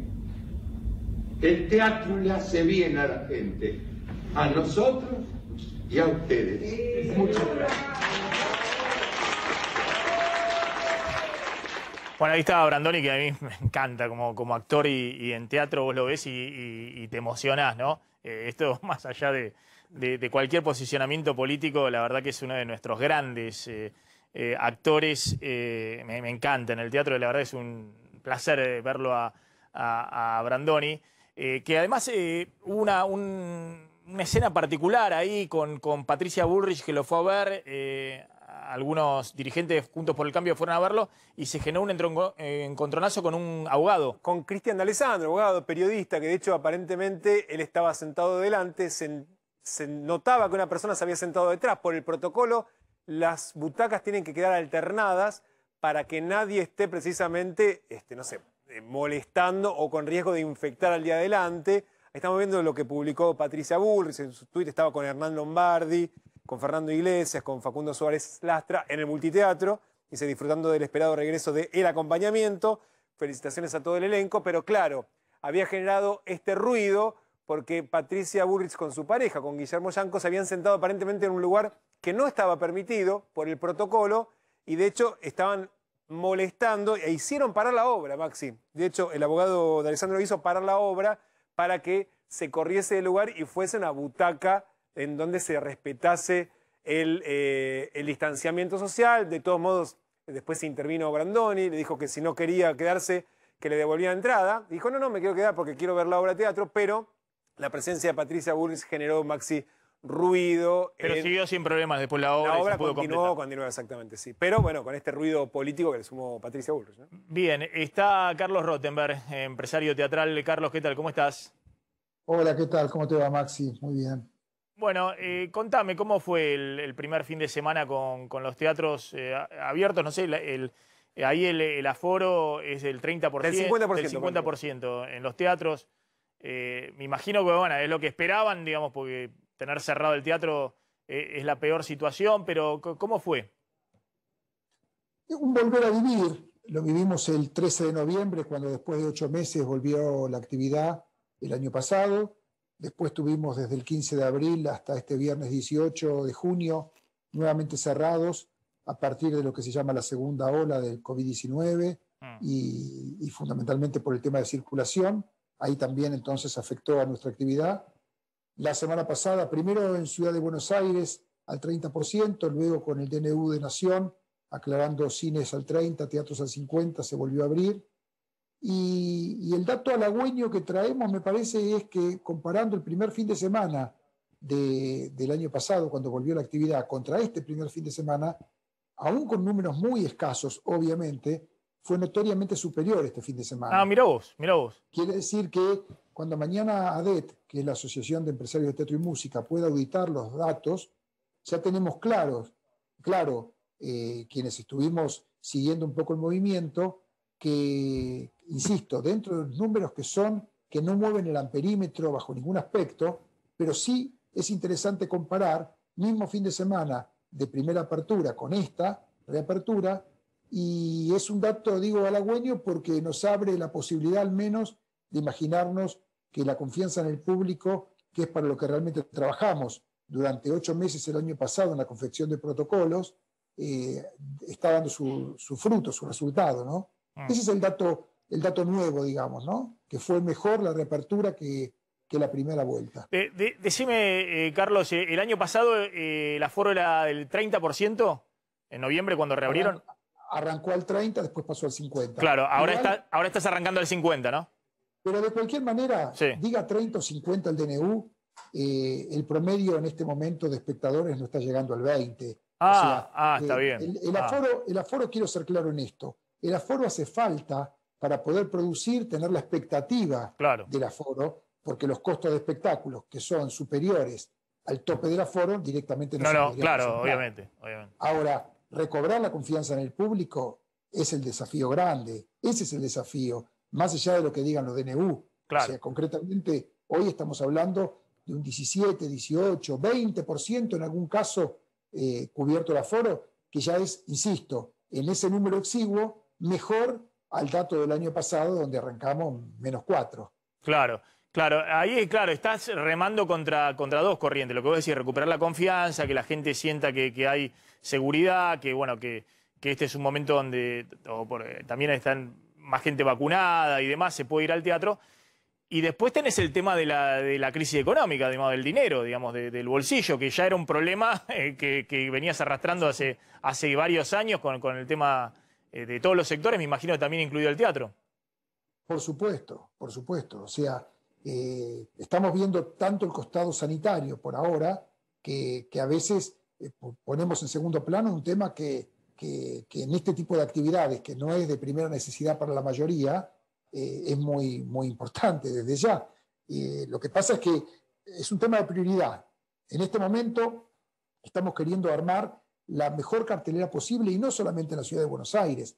ADET es la cámara que nuclea, es federal y nuclea a todas las jurisdicciones del país. Pensemos que hay espectáculos teatrales y musicales y fuente de trabajo para jugar en esto por millares en todo el territorio. Por lo tanto, el DNU nacional, lo que tiene de bueno, que va con la firma obviamente del jefe de gabinete Cafiero y con la ministra de Salud Bisotti, es porque ya dicta de alguna manera jurisprudencia para todo el país, más allá que después cada jurisdicción sanitaria obra en consecuencia acorde cómo le está pegando este maldito virus en cada Claro, zona claro. Me imagino que después está el tema de, no sé, vacaciones de invierno, que hay que ver cómo se llega y demás. Córdoba, que están bajando los casos también en Córdoba, pero es una de las provincias que sigue más afectada, ¿no? Con terapias y demás. Por eso creo que están extendiendo hasta el 2 de julio. Están discutiendo si extiende hasta el 2 de julio las restricciones. Pero después hay que ver si hay vacaciones de invierno. Me imagino, no sé, ahí hay una apuesta teatral en algunas ciudades, no sé, en Córdoba, en Carlos Paz, no sé si hay algo en la costa. Maxi, va a ser todo va a ser como es ahora, poco. Todo es acotado, todo es acotado. Yo el año pasado dije públicamente, esto tiene un valor simbólico, abrir significa ganar la confianza en el público, tiene que ver con mover la rueda, hacerla girar de nuevo, son funciones testimoniales. Nadie imagine, porque esté abierta la actividad, que transita en el caso de Buenos Aires la avenida Corrientes y está viendo todas las marquesinas iluminadas porque los teatros están abiertos. O sea, hoy abrir un teatro es muy oneroso, es mucho más, económicamente es más perdidoso que tenerlo cerrado todavía, justamente por la afluencia de público y los gastos que supone, pero entendemos mucho que la única manera de ir buscando paulatinamente, siempre priorizando lo sanitario. Yo me cansé desde el año pasado, en marzo del año pasado, yo a vos mismo te dije, bajemos el telón para cuidarnos, habrá tiempo para volver al teatro. O sea, acá hay que ser muy claro. Nosotros también trabajamos con la cultura, pero también con la cultura sanitaria. Y en ese sentido tenemos que ser extremadamente cuidadosos si queremos realmente, cada uno desde su función, ganarle a la pandemia. Bien, Carlos, simplemente decime los números del sector. ¿Cómo quedó el sector? ¿Cuánto empleo tiene?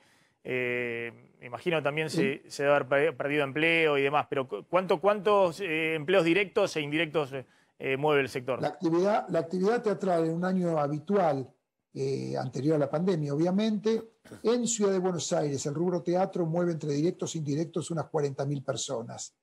Y cuando lo multiplicás al país y le agregás la música, ahí exponencialmente crece muchísimo y se te va de 40.000 a 350.000 cuando empezás a sumarle desde los festivales de Cosquín hasta las peñas de Salta, desde los cuartetos cordobeses hasta lo que tiene que ver con el movimiento de teatro independiente, que hago acá un paréntesis, en todo el país es el más golpeado y en la ciudad de Buenos Aires fundamentalmente, donde es un bastión y donde no tiene los recursos ni la espalda necesaria como para poder sostenerlo. Por eso digo que es un tema muy, muy complejo y algunos somos muy cuidadosos, incluso en los mensajes, porque recobrar esa confianza en el público presupone no solamente decirlo por televisión, sino realizarlo en la práctica. Carlos, gracias, muy amable, un gusto siempre hablar con vos. Ahí estaba Carlos Rottenberg, empresario teatral. Ya vamos a hablar del tema de lo que está ocurriendo con la carne y atención, información, 40 días clave con el tema Club de París, información que trae exclusiva Claudio Slotnick. Decime la cuenta regresiva. 35 días falta para el cierre de listas. ¿Cuándo es el cierre de listas? 24, Maxi, 24 de junio. O sea, no falta absolutamente nada. Un poquito menos de 35 días. 24 de julio. 24 de julio. Cierran las listas. Contale a la gente, ¿qué significa cierran las listas? Cierran las listas, o sea, ese día es la maratón donde van a inscribir quiénes son los candidatos que van a competir en las PASO para las elecciones de este año, y unos días antes, una semana antes, tienen que cerrarse las alianzas. Es decir, cuáles son todos los partidos que va a integrar cada uno de los frentes y que eventualmente pueden ir a competir en distintas listas en las PASO para ver finalmente quiénes son los candidatos. Y lo cierto es que pensando precisamente en esos espacios, hoy hay mucho ruido no solamente en la oposición, de lo que venimos hablando bastante, sino también en el oficialismo. De hecho, se notó mucho este fin de semana con la irrupción de Máximo Kirchner como líder del PJ provincial, todavía no formalizado presidente del PJ, pero donde se nota el ruido y también las distintas líneas que están peleando para las candidaturas. Una de hecho es la que lidera el propio Máximo Kirchner, el sector más cristinista, que está pensando en dos candidatas, mujeres, Fernanda Raberta o Victoria Tolosa Paz, la concejal que está a cargo del programa Argentina contra el Hambre, que de hecho es el sector que está hoy, digamos, teniendo más peso en el armado de las listas, pero no es el único, Maxi. También desde el masismo están tratando de que Malena Galmarini de Massa sea la candidata más visible a diputados nacionales por la provincia de Buenos Aires. Después, Maxi, está, como vos preguntabas, ¿cuál es el rol del presidente? De hecho, no hablan del presidente, sino de la Casa Rosada, tratando de instalar a algunos candidatos. Los que suenan ahí son dos. El ministro de Obras Públicas, Gabriel Catopodis, que es el que más recorre la provincia de Buenos Aires y también el país. Y el otro, Santiago Cafiero, a quien se lo menciona como candidato porque muchos dicen como diputado tiene una salida elegante. Incluso funcionarios de la Casa Rosada que no son del albertismo. Es un cuarto sector, que es el de los intendentes del PJ, que están dando una pelea a 2 años, porque no te olvides que en la provincia de Buenos Aires se prohibió la reelección y hay más de 90 intendentes que no pueden ser reelectos de acá a 2 años. La mitad son del oficialismo, la mitad de la oposición, y ahí lo que están peleando hoy es lugar para garantizarse cómo sobrevivir de acá a 2 años y que la interna no termine licuándole su poder. Y ese hoy es el máximo ruido que está viendo en la provincia de Buenos Aires. ¿Cómo contener también a los intendentes del PJ? Ahora tengo una pregunta, porque siempre era, qué sé yo, 2013, 2015, la que hacía la lista en la provincia de Buenos Aires era Cristina. Cristina y nadie más que Cristina. Qué sé yo, Máximo, Kirchner, pero Cristina. Acá empiezan a jugar en el oficialismo, pongamos el oficialismo, porque estoy hablando de eso. Está Cristina, está Massa, que es su territorio en la provincia de Buenos Aires, y están los intendentes. Como vos decís, el presidente, además su distrito es la ciudad de Buenos Aires, qué sé yo.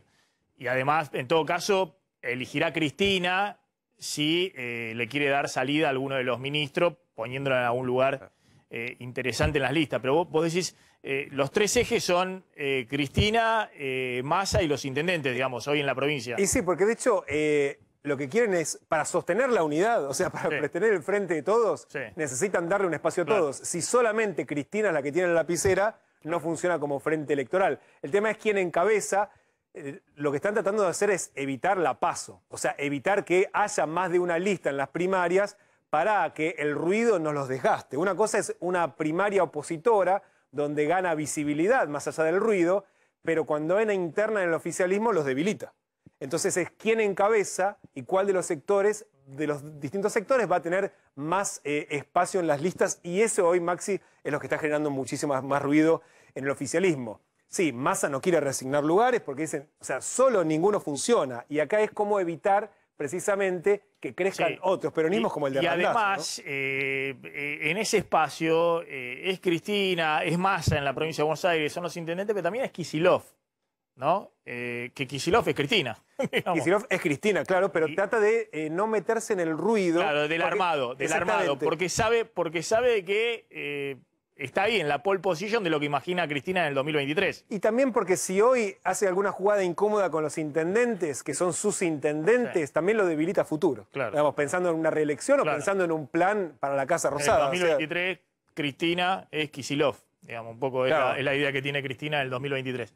Y bueno, después, ¿qué pasa en Juntos por el Cambio? Juntos por el Cambio es hoy el espacio que tiene más ruido, más complejo. De hecho, hay muchos sectores. Tal vez el sector más complejo es la interna del propio PRO, en donde está el sector que lidera Mauricio Macri y la presidenta del partido, Patricia Bullrich, y Jorge Macri, en ese espacio que están tratando de, por lo menos, contener y tener la lista del PRO para estas elecciones.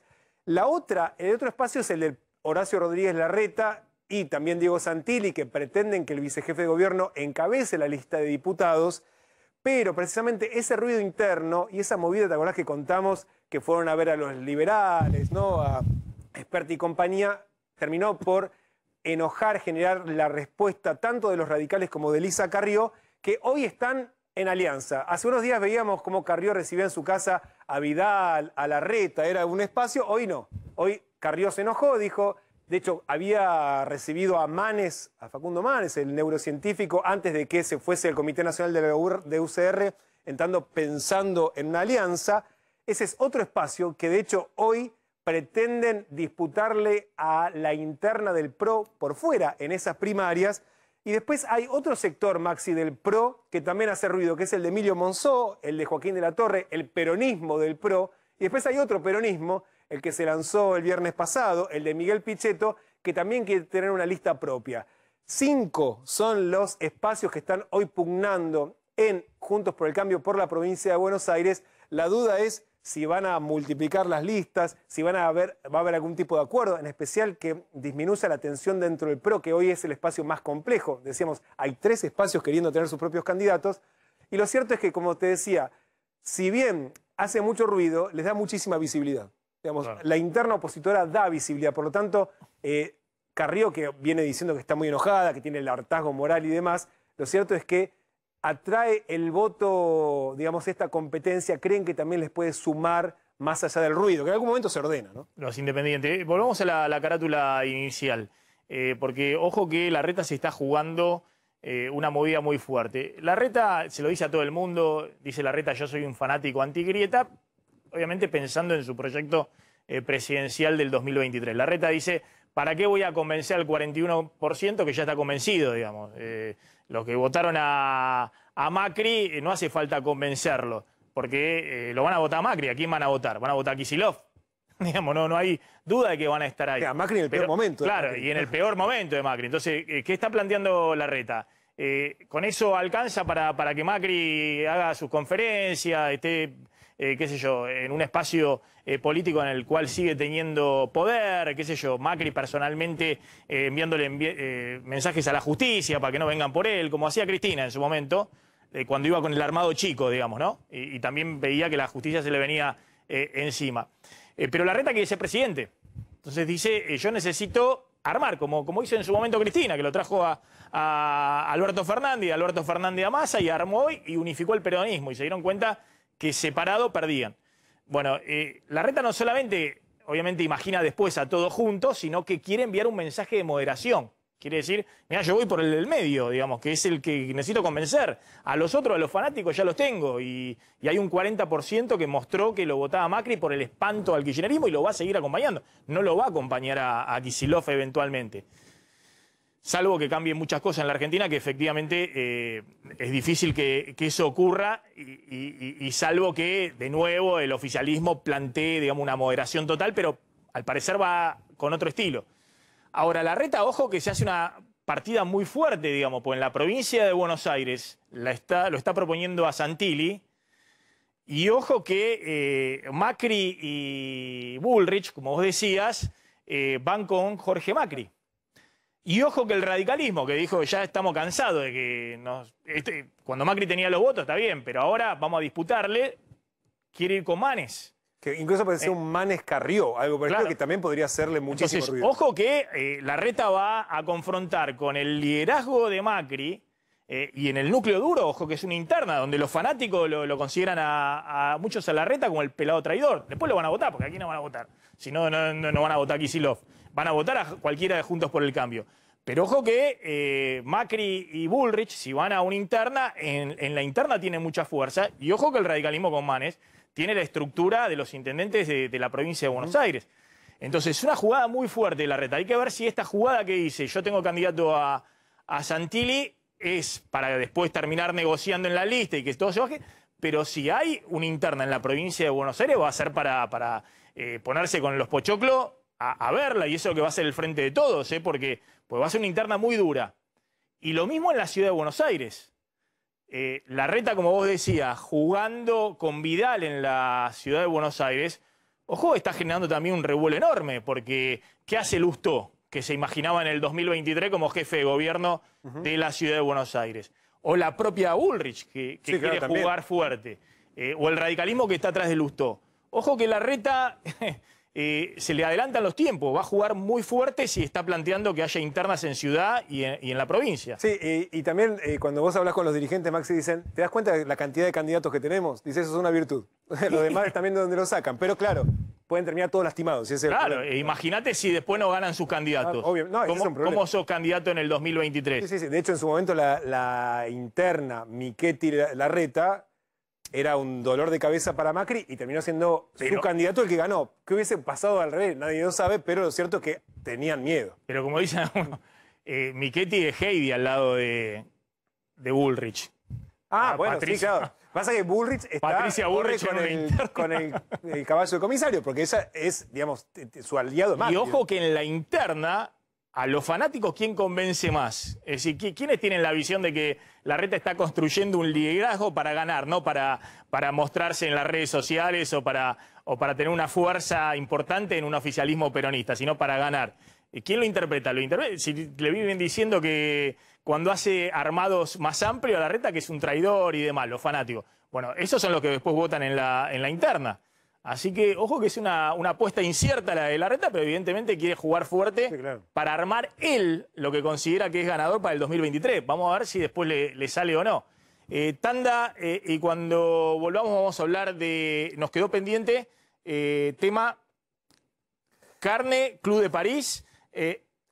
y los afrodescendientes del presidente. Claro. Bueno, mirá que si nos está escapando la frase del presidente, tenés razón. ¿Qué le está pasando al presidente que no emboca una cuando improvisa en sus discursos? Por eso tampoco lo quieren haciendo campaña mucho en la provincia de Buenos Aires. Tanda.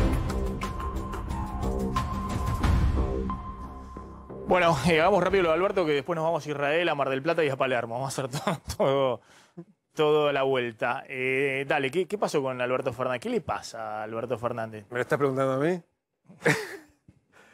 Sí. Tuvo otro momento incómodo el presidente de la Nación. En el acto por el Día de la Bandera, veníamos de que los mexicanos, los brasileros y los barcos, y ayer volvió a tener un momento. La frase es esta. Para está el corte. Ahí está Alberto Fernández. Bueno, hay que ver para creer. Miren, la patria somos todos nosotros. Nosotros vivimos en un territorio inmenso, el 8º país del mundo en materia de territorio. Muy diverso en gente. Tenemos nuestros pueblos originarios, tenemos descendientes que se convirtieron en afroamericanos, tenemos inmigrantes, tenemos descendientes de inmigrantes. Es una sociedad muy plural. Bien. Ahí está. Tenemos descendientes que se convirtieron en afroamericanos. Bueno, esta frase generó Maxi porque, claro, o sea, el tema era, no dijo descendientes de qué, probablemente se refería a esclavos que se transformaron en afroamericanos, no lo dijo. Es cierto que un afroargentino es un argentino, alguien que nace acá, pero lo castigaron porque, de hecho, la frase afroamericano básicamente la usan los estadounidenses para hablar de la comunidad afroamericana. Y esto también generó otra vez porque venía tratando de mostrar la diversidad cultural que tiene la República Argentina, la multiplicidad cultural, y quedó otra vez atrapado en esto de tenemos descendientes que se convirtieron en... Ayer no fue 20 de junio, que se hace obviamente el tradicional acto en el Monumento a la Bandera en Rosario, no fue a Rosario. No participó por... Vía distancia el presidente. Vía virtual. Sí, vía fue algo que acordaron con el propio Perotti. No quedó claro si Perotti le pidió que no vaya. Hay un tema ahí, el tema de Rosario, el tema de Perotti, el distanciamiento, con el tema del campo, tema carne. Hay varios temas que están ahí distanciando un poco la situación con la Casa Rosada y con Alberto Fernández en particular. Sí, claro. Y otro tema, hidrovía, que no tiene nada que ver la estrategia que pretende Perotti, que es volver a licitarlo, y un sector del cristianismo fue el fin de semana pidiendo la reestatización de la vía navegable más que saca el 80% de la exportación del país, ¿no? Ahora contamos ese tema de la hidrovía. Vamos a Israel, ahí está nuestro colega Gabriel Astrosky. Gabriel, ¿qué tal? ¿Cómo estás? Hola Maxi, buenas tardes para ustedes, buenas noches acá ya en Israel. Gabriel, bueno, contanos hay esta novedad, digamos, de... que en todo caso que Israel recomendó a sus ciudadanos no viajar a la Argentina. En realidad decíamos en qué condiciones, digamos, porque Argentina tiene cerradas sus fronteras a a Al turismo, extranjeros, claro. a extranjeros, pero bueno, hubo una alerta, se puso la Argentina en las zonas de altísimo riesgo. Contame cómo es eso y ahora te voy a preguntar cómo está la situación allá en Israel.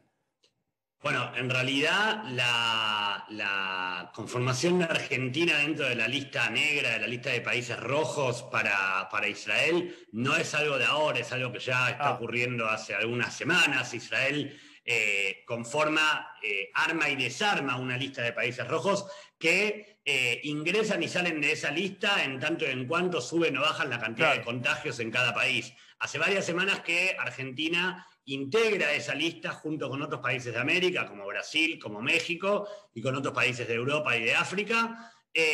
Lo que sí ocurrió hoy, se conoció la noticia en las últimas horas, es que pasa Argentina a formar parte de lo que sería la lista de alto riesgo. Alto riesgo, por lo cual Israel no prohíbe, porque no puede prohibirle la salida a ningún ciudadano, ni puede prohibirle a dónde vaya a ir, pero recomienda como de altísimo riesgo viajar a ese país. Más allá de si Argentina, esto no pasa por si Argentina o el resto de los países tienen la puerta abierta para el turismo. Lo que está diciendo Israel es, en caso de que tenga que viajar usted, señor ciudadano, cuídese. Quiero decir, sea por una cuestión de o turismo en caso de que estuviera abierto, o por una cuestión de trabajo, o por una cuestión de salud, lo que se está haciendo acá es recomendar no viajar a determinados países, entre ellos la Argentina. Bien. Sí está ocurriendo en las últimas horas que desde el Ministerio de Salud se está evaluando incluso la posibilidad, sí, de multar de alguna manera a la gente que viaje sin ningún tipo de permiso excepcional. Pero todavía no es una prohibición. Sí, pensando que Israel fue uno de los países que más rápido avanzó con la vacunación, primera y segunda dosis, ¿hasta qué medida han podido volver a la normalidad, digamos, pensando en lo que era la vida cotidiana prepandemia? Bueno, si planteás esta pregunta hace 3, 4 días, la normalidad te diría que en Israel es casi absoluta. Israel volvió a tener clases para los chicos a nivel presencial sin ningún tipo de restricción. Israel dejó de utilizar barbijos en lugares cerrados, Israel dejó de utilizar barbijos en lugares abiertos.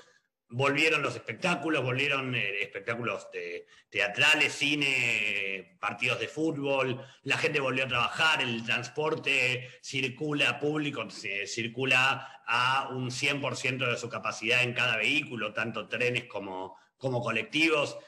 Sí ocurrió estos últimos días que se descubrieron casos que ingresaron al país de ciudadanos israelíes que regresaron al país y que estaban infectados por el coronavirus y que luego se descubrió que estaban infectados con la variante Delta y que por un caso de extrema irresponsabilidad de parte de algunos ciudadanos, hubo gente que del aeropuerto se fue a su casa, donde tenía que cumplir aislamiento, no lo cumplieron, salieron a la calle, hijos fueron al colegio y contagiaron gente. Esto ocurrió en 2 ciudades, no cercanas entre sí, una en la zona norte del país y una más tirando hacia el sur, pero hechos totalmente similares y que se conocieron casi al mismo tiempo, y por lo cual hoy en una ciudad como es Modín, que es esta ciudad más tirando al sur, más camino hacia la ciudad de Jerusalén, hay en un solo colegio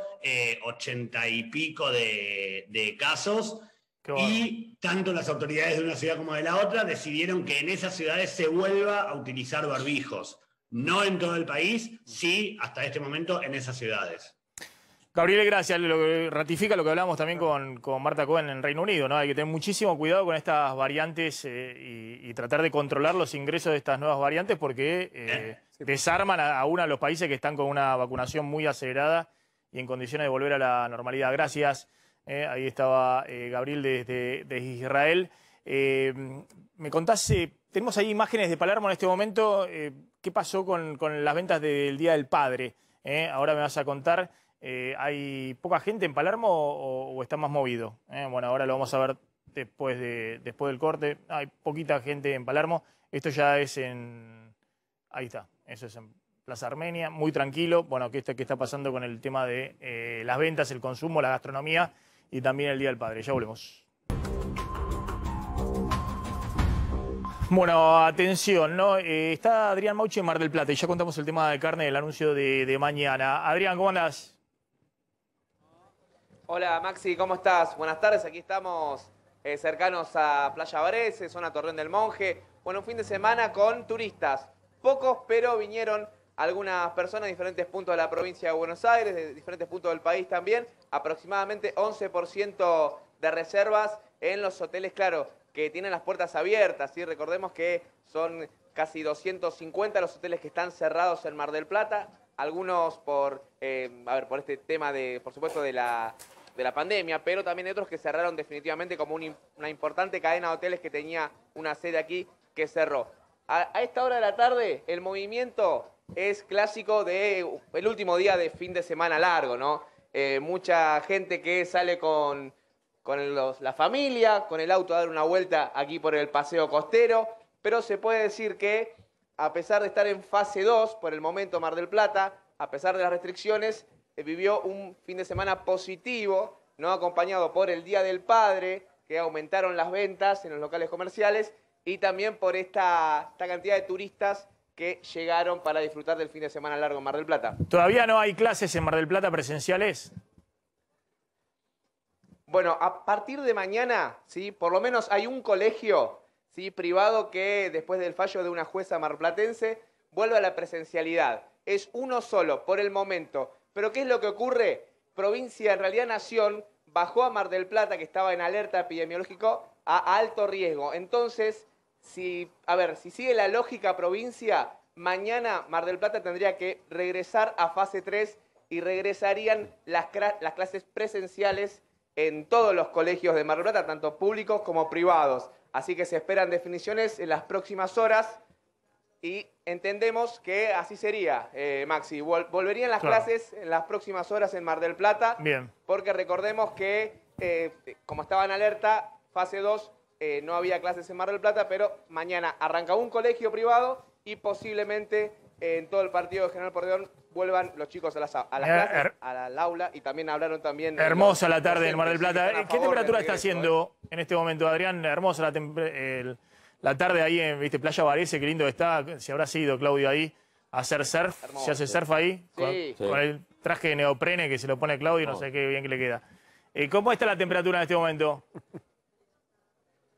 Estamos con 11 grados, ¿sí? Mar del Plata, que madrugadas muy frías, por debajo de cero, la temperatura, alerta violeta del Servicio Meteorológico Nacional. Se esperan mucho frío, está comenzando el invierno, claro. ¿No? La mañana fresca en Mar del Plata, está bien, pero acompaña el sol y por eso la gente se anima y sale a dar una vuelta. Hermoso, hermoso está. Gracias, Adrián, muy amable, como siempre. Me dice acá que tener cuidado con los arpones cuando te ponías el traje de agua. Sí, el neoprene para hacer surf. Cuidado con los barcos que andan ahí con los arpones. Bueno, Claudio, carne para mañana, dale. Sí, mañana al mediodía, anuncio de Alberto Fernández, invitaciones a los ganaderos que están saliendo vía WhatsApp. Es una de las dudas que tenemos, que tiene el gobierno, es si el sector, los empresarios, los ganaderos van a apoyar estas medidas que se van a tomar o no. A ver, concretamente, en la segunda quincena, en lo que queda de junio y julio, se van a habilitar la mitad de las exportaciones. Hoy están totalmente suspendidas. Pero quedan afuera de ese tope las exportaciones de la cuota Hilton, las exportaciones a Israel, que están justamente también están suspendidas. Se había motivado la protesta de la embajada de Israel en nuestro país. Y algunos cortes de Estados Unidos también se van a poder liberar, con lo cual, esto como es el 15% del total, el 65% de las exportaciones de carne argentina van a estar liberadas a partir de esta misma semana. Acá viene una novedad que se va a anunciar mañana. No se podrán exportar 7 cortes populares, ni asado, ni tapa de asado, ni vacío, ni matambre, ni falda. Bueno, 7 cortes no se van a poder exportar. Se va a anunciar todo como un plan ganadero que incluirá, además de la prohibición de exportación de esos cortes populares, esos mismos cortes a precios rebajados, dicen en los supermercados, mayor tonelaje, mayor cantidad a lo que había en el último acuerdo, que era una cantidad muy pequeña justamente de carne a precios rebajados, Y hay que ver si el gobierno mañana va a anunciar si esos mismos cortes a precios rebajados llegan a las carnicerías, cosa que hasta ahora no habían sido incluidas, y lo que vimos durante todo este último mes fue al contrario de lo buscado por el gobierno. En vez de rebaja en el precio de la carne, tuvimos aumentos promedio del 8%. Ahí porque el campo también había anunciado, ¿no? Medidas de fuerza y paros también. Y aumentó en lineal, se aumentó también el precio al público. Gracias, Claudio. Gracias, Damián. Ya está llegando Marcela Pagano. Marce, ¿cómo andás? Hola, Maxi. Buen lunes. ¿Cómo va? ¿Qué Bien, tal? bien. ¿Cómo transitaste este feriado? No, un feriado... El